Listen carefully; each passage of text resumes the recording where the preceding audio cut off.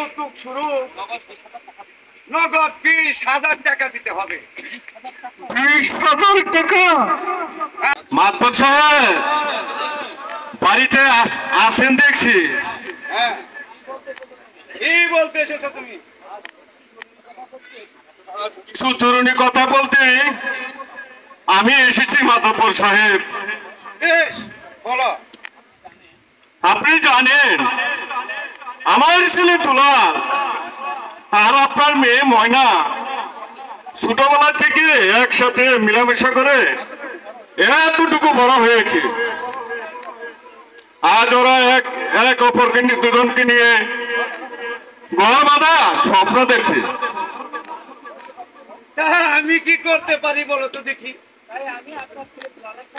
তাই আমি আপনার দুলালের ছেলের সাথে ময়নার বিয়ে দিয়ে আমার স্বপ্ন বাস্তবায়ন করতে চাই। এতে আপনার কি মতামত মাতবর সাহেব? এই যে তোমার আকাশ কুসুম কল্পনা কদমালি, যা হবার নয় তা নিয়ে কোনো মাথা ঘামিয়ে লাভ নেই। কেন কেন হবার নয় মাতবর সাহেব? তোমার মেয়ে কোনোদিনই এই চৌধুরী পরিবারের বউ হয়ে আসতে পারবে না। জানি জানি আমি গরিব বলে আপনার সাথে আমার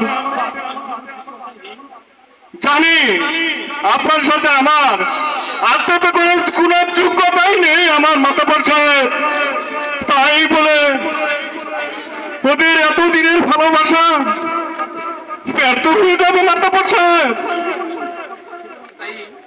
সেজন্য দায় আমার ছেলে নয়, তাই তোমার মেয়ে।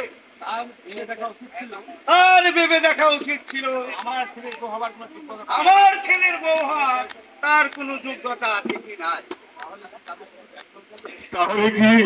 তাহলে কি তাদের স্বপ্ন ব্যর্থ হয়ে যাবে? জেনে শুনে তোমার মেয়ে আগুনে ঝাঁপ দিয়েছে, তাই এর জীবন যন্ত্রণা নিজেকেই বুক করতে হবে। তাতে আমার কিছু করার নেই। আপনাকে হাত জোর করে বলতেছি মাতবর সাহেব, ওদের স্বপ্ন দুজনকে ভেঙে দিবেন না মাতবর সাহেব।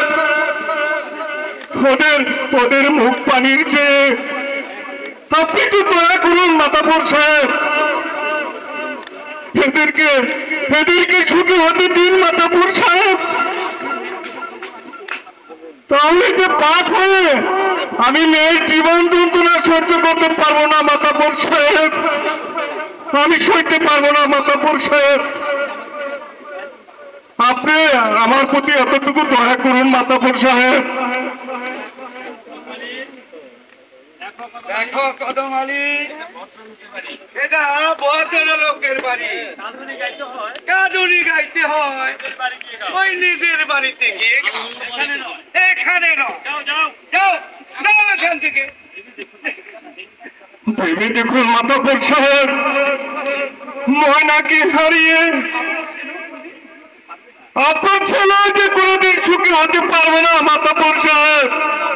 সে ভাবনা তোমার নয়, সে ভাবনা আমার ছেলের ভাবনা তোমাকে ভাবতে হবে না। তাহলে কি বিয়ে হবে না? হতে পারে, একটা শর্তে। বলুন মাতবর সাহেব। আমাকে গিফট করতে হবে। তোমার মেয়ের বিয়েতে ওই 20,000 টাকা,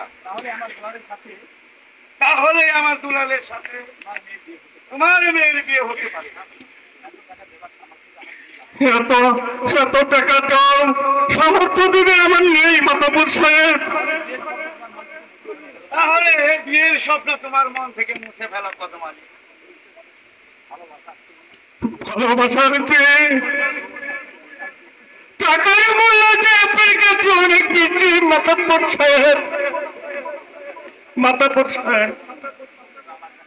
শুধু আমার কাছে নয়, বর্তমান সমাজে প্রতিটি মানুষের কাছে মূল্যটাই বড় তার। তাই আমি বা ন্যায্য পাওনা থেকে বঞ্চিত হব কেন? এত এত টাকা দেওয়ার মতো আমার কোনো সামর্থ্য নেই মাতাবর সাহেব। এটা শুধু আপনার দয়ার উপরে নির্ভর করছে মাতাবর সাহেব। আপনি তো সবই জানেন মাতাবর সাহেব, কি ভাই আছে আমার। আপনাকে আবারও আমি অনুরোধ করে বলেছি, আমার এই মেয়েটাকে অশান্তির মধ্যে ঠেলে ফেলে দিবেন না মাতাবর সাহেব। ওদের প্রতি এতটুকু দয়া করুন মাতাবর সাহেব। ওদের প্রতি এতটুকু দয়া করুন মাতাবর সাহেব। শোনো কদম আলী, তোমার যখন 20,000 টাকা দেওয়ার মতো সামর্থ্য নেই, তখন আমাকে আর অযথায় বিরক্ত করো না। যাও, ঘরে ফিরে যাও। এই কি আপনার শেষ কথা? হ্যাঁ, এটাই আমার শেষ কথা। ঠিক আছে, আজ আমার অর্থ নেই বলে